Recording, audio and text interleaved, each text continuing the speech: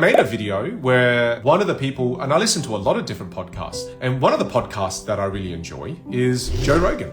I like his podcast. And then on that particular one where I mentioned that I listened to Joe Rogan, I saw a bunch of comments. People go, Vinh, it's so unfortunate. I'm going to have to unfollow you now. And I remember looking at that with a lot of love and compassion. I kind of looked at it and went, that's so interesting. It doesn't matter how much value I can bring that particular person. Just because I have a certain taste, that means to that person that they can no longer follow me. I mean, if you just extrapolate this into a type of food. Let's say, for example, I liked eating green curry and you kind of worked out that I like green curry and you didn't like green curry. You're kind of saying that we can't hang out anymore because I like green curry and you don't. I don't think that's a very deep way of looking at it. I think that's kind of a very shallow way of looking at it. I think to every single human being, there's a good part of them and there's a bad part of them. We don't have to take all of it.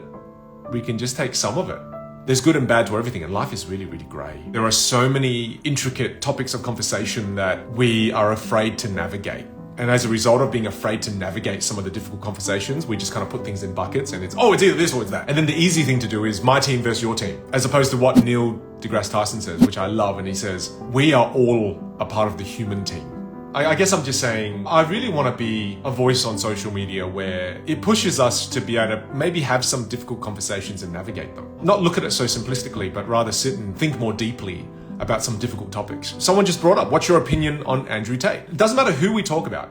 If we start with the foundation that every person has good in them and every person has bad in them. Even me. There's good about Andrew Tate and there's bad about Andrew Tate. There are some things he does I don't agree with, but there are some things he does that's really cool. And I give myself permission to be able to hold those two ideas in my head, as opposed to just think that person is just bad and then I don't acknowledge any of the good in them. When everyone asks me that question, it's what's your opinion of that person or that person? I think sometimes they're looking for which side are you on? And for me, I'm on the human side.